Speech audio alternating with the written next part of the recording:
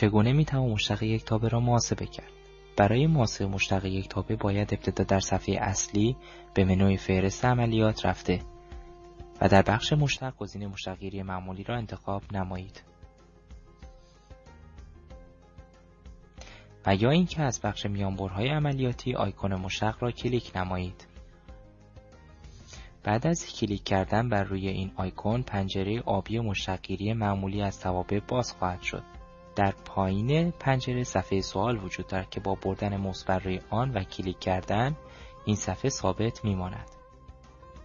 در این صفحه بخش‌هایی با عنوان تابع، متغیر و 4 دکمه با نام‌های مشتق‌گیری، ذخیره نتایج، چاپ نتایج و خروج وجود دارد.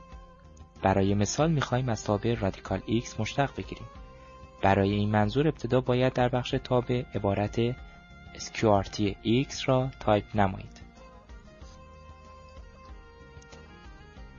سپس از بخش متغیر گزینه x را به عنوان متغیر مشتق انتخاب نمایید.